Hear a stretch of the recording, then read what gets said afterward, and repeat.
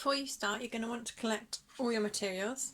You're going to need some fabric, an embroidery hoop, some embroidery thread, a needle, scissors, an erasable pen and your pattern.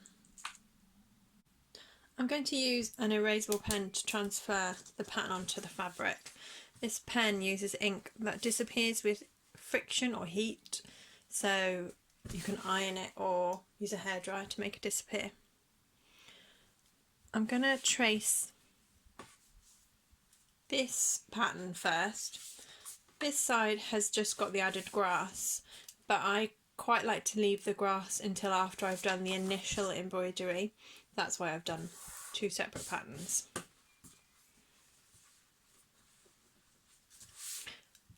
Centre it in your fabric and then just trace the pattern.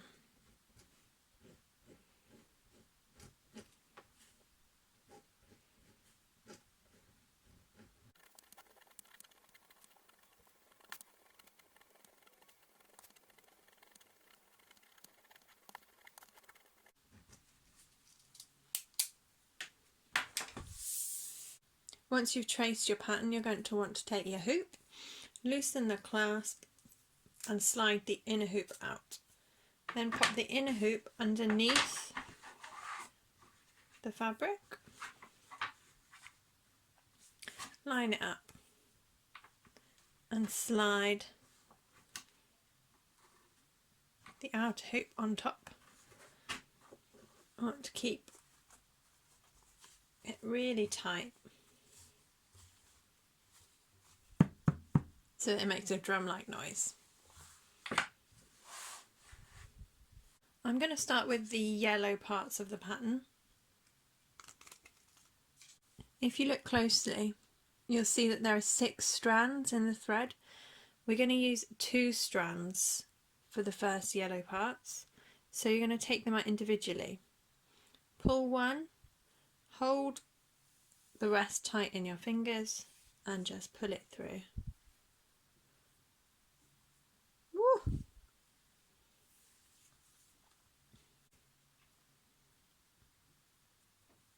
And then again. So you've got 2 strands, pop the ends together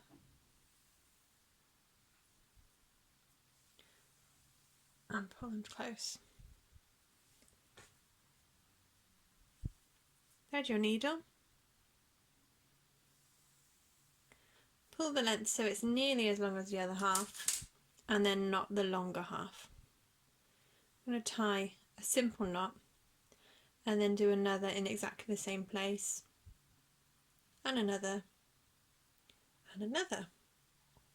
So you've got a nice thick knot that won't come through your fabric. Snip as close as you can get, so you're left with a nice neat knot. Looking at the pattern, I'm going to start with the dandelion flowers, which use 2 strands of yellow, which is what I've got, and just single stitch. Once I've done that, I'm then going to do the daisies, the centre of the daisies with a French knot, which is also 2 strands. So to start, come up from underneath. I'm going to start on this dandelion here, and we're just going to do single stitches, fanning out the flower of the dandelion.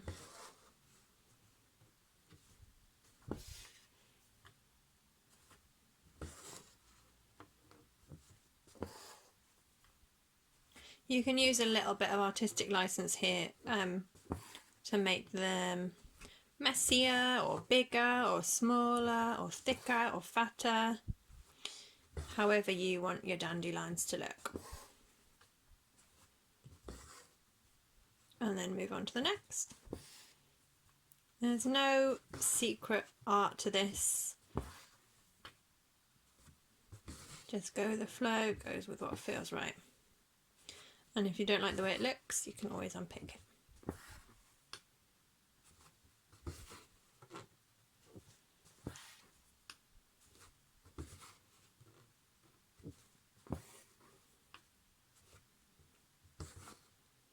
Now, rather than skip from here to here and continue the dandelions, because I've got some daisies in between, and it'll save me a little bit of thread rather than hopping here, then hopping all the way back, I'm going to do the French knots here as I go through. So for a French knot, for the centre of the daisy, you're going to come up, and then, let's go a bit closer, hold your needle close to the fabric and wrap the thread around once, twice, and then pop your needle back in where you came out. Hold this taut as you pull back through.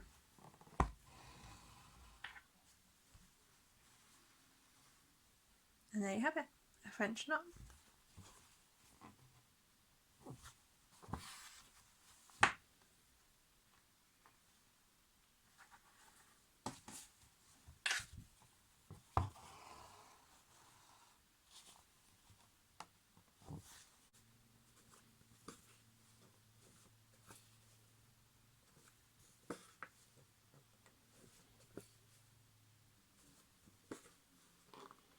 And one final French knot.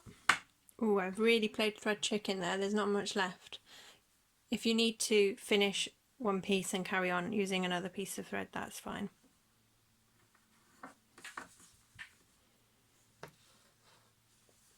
So to knot, you're going to find a stitch that's close to where you finished and pass your needle underneath the stitch. Hold the needle with your thumb and then using this piece of thread, loop once, loop twice, and then pull through. And you should have a knot. And then do exactly the same thing in exactly the same place. Once, twice,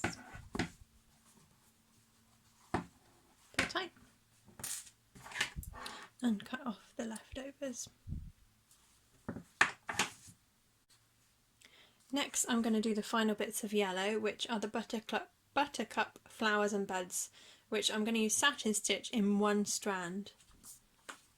So take what you've got left of your yellow, separate just one strand and pull. Thread the needle.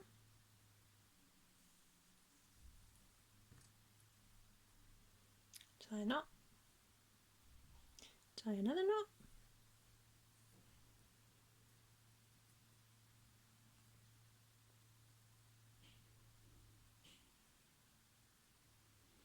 Basically tie as many knots until you're comfortable that it's not going to come through the fabric. It's going to do its job as a knot. So satin stitch is slightly different to the stitches we've used previously. I'll show you first on this petal here. So satin stitch is used as a filling stitch, so you fill an area with colour, and simply you're going to do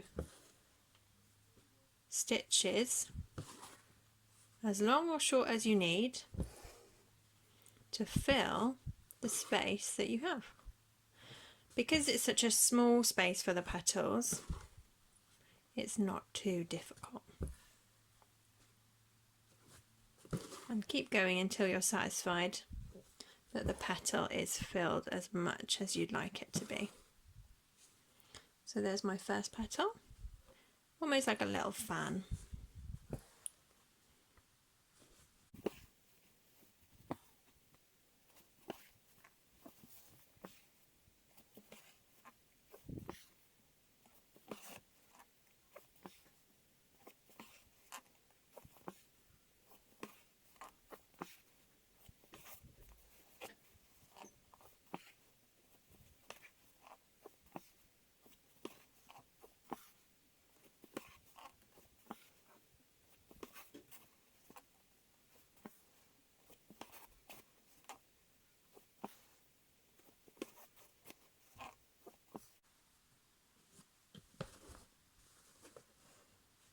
once you've done your flower, just have a look at it and see, do you want to fill out any areas?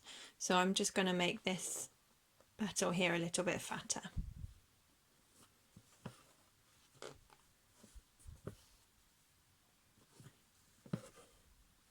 Okay, there's Buttercup. Now for the little buds, we're just going to do exactly the same as we did as if it was one petal.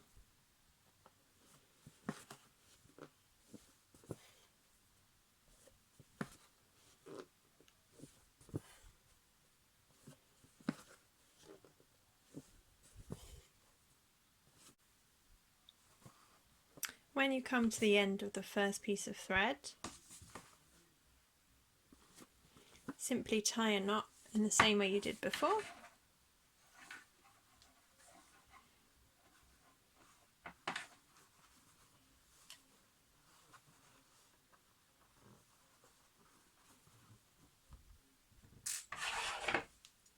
Cut off the extra and get a new piece.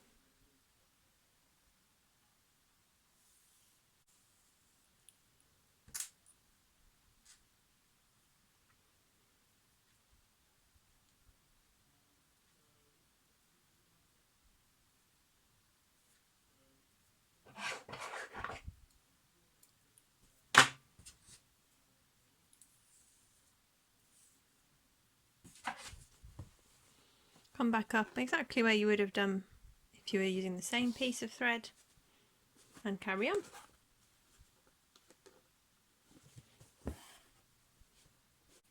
So now all the yellow is done. We're going to start on the green.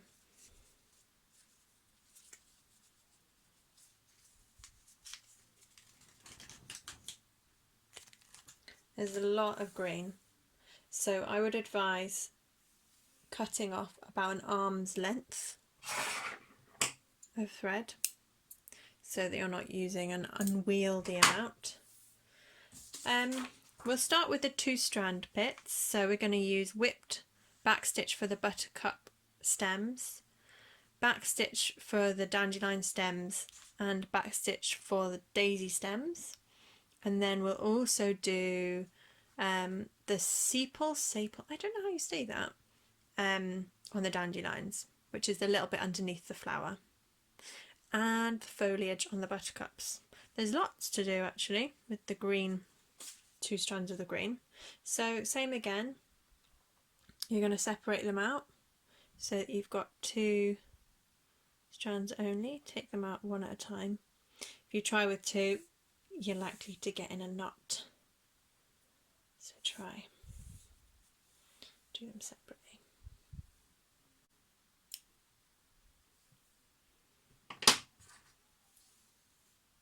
So I'll start with the stems for the buttercups.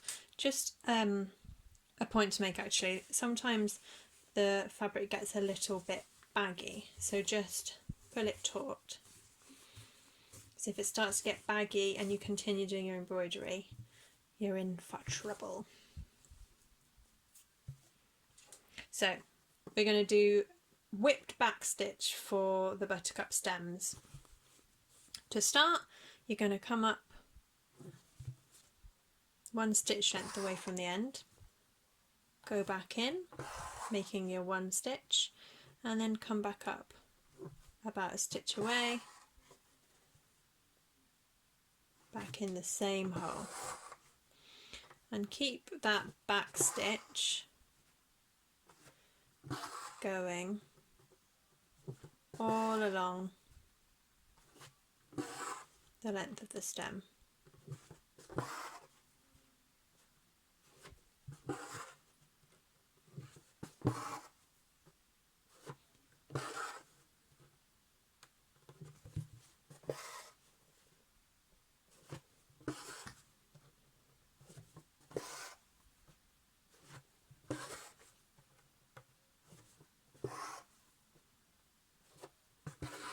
And once you've done 1 line, 1 stem, you're going to then whip the back stitch.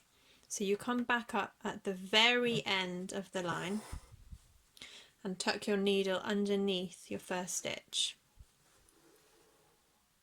and then underneath the second stitch from the same direction,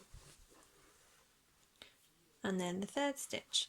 And this is called whipping the back stitch, and if you look closely you can see it's a much smoother line than back stitch.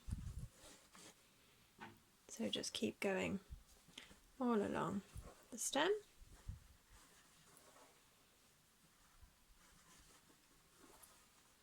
until you come to the end and pop back in the last hole.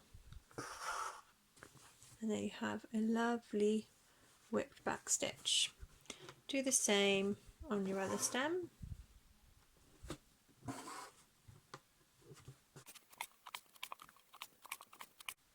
Whilst you're up here by your bud, you might want to add a couple of stitches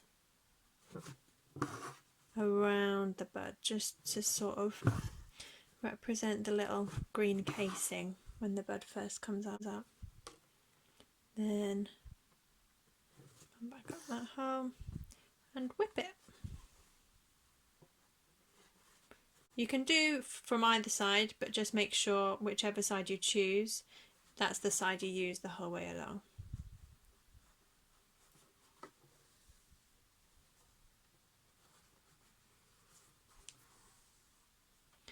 Back in the end hole, and then the final little bit here.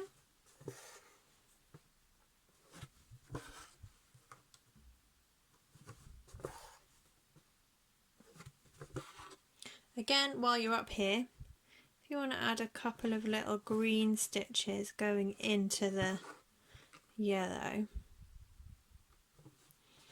just adds that extra, slightly more realistic representation of the flower. And then back up here, whip the two little stitches you've done and back in. So you're going to do that whipped back stitch on this one here too. Sorry, that whipped stitch on this one here too, but rather than hopping straight over here and wasting that extra thread, we're going to do this part while we're here. So the foliage we're going to do in a simple back stitch. So just basically follow the lines with your stitch.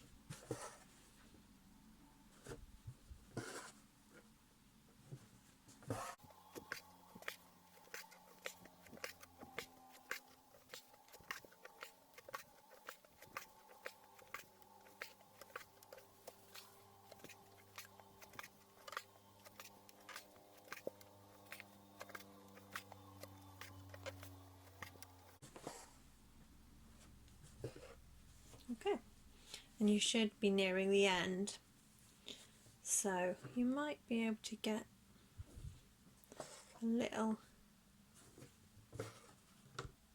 back stitch in here for your dandelion stem. Don't worry if not, just pop onto your next piece of thread. So knot it.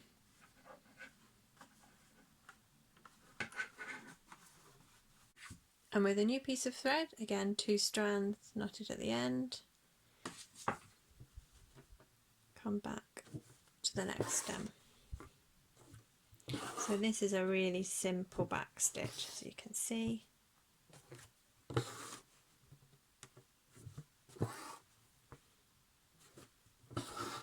And whilst we're here on the dandelions, we're just going to use, similar to what we did with the flower, single stitches to do the sepals or sepals, however you say that word. Smaller than the flower was, shorter and fewer stitches.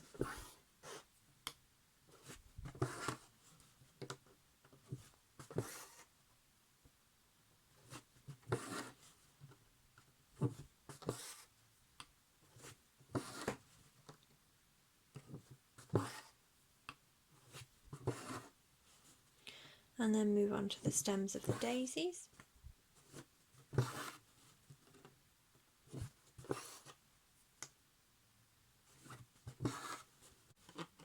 And then carry on with your green until you've done all the stems and all the foliage. Once all the green is done, you're going to move on to your daisy petals. So you're going to use 2 strands again. Now that all the green's done, we're going to use 2 strands of white for the daisy petals. And it's simply single stitches around the centre of the daisy. You can make them as sparse or as bushy as you want them. Bushy? I don't know if you can have a bushy daisy.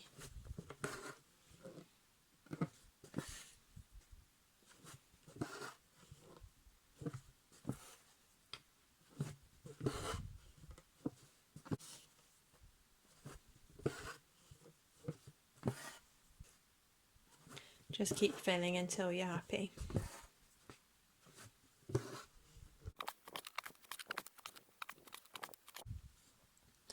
I'm running out of time because I'm hungry, I need to make my dinner, but you can add some more if you wanted to, but I'm going to leave mine like that.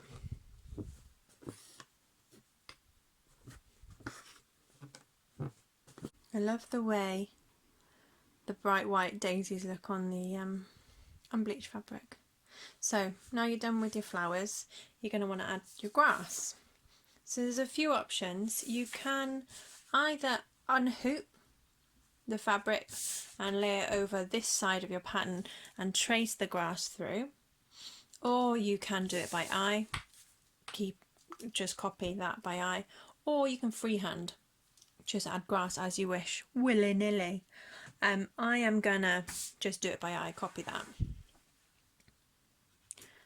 Oh, there's no exact science to it again. When I draw the grass, when I drew the pattern, I just did this basically. Try to do grass coming from where the stems are coming from.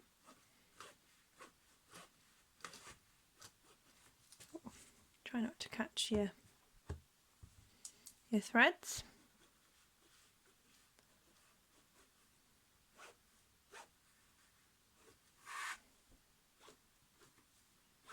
Don't worry too much if the ink goes over your threads, because it'll all come off with the iron.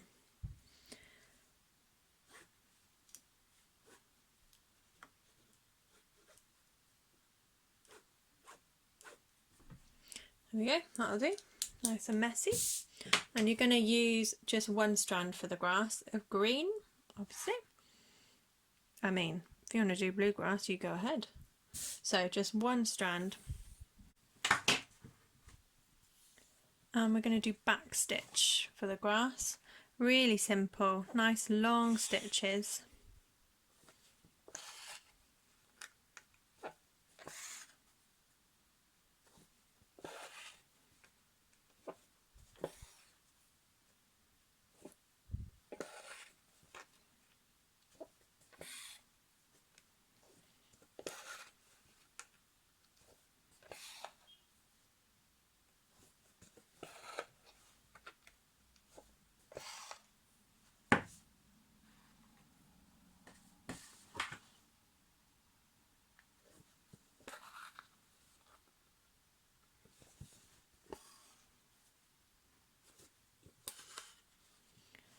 And where you come to going over flowers, you can either go over the flower, like I'm doing here on the daisy, or you can pass your needle underneath the stitches of the flower to make it look like the grass is behind the flower. I'll show you what I mean with this one here.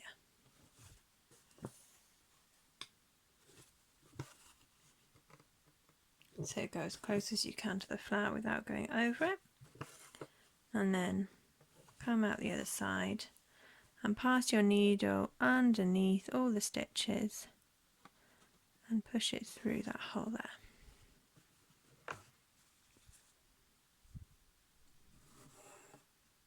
or you can just miss out the bit that goes over the flower. It's up to you, artistic license. And keep going with the back stitch. There's a lot of grass to fill, so it'll take you a while. Keep going. And we're done. So final step is to get the iron out. So undo the hoop, slip that off, slip out your fabric, and quickly run the iron over it just to neaten it up and also to get rid of any ink marks that are still left.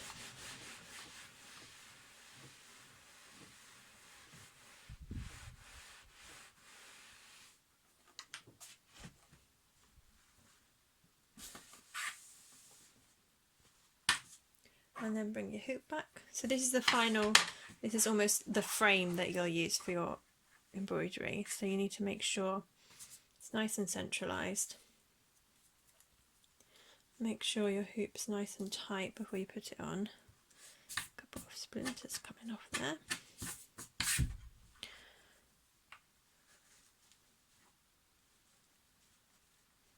Make sure you're happy with it.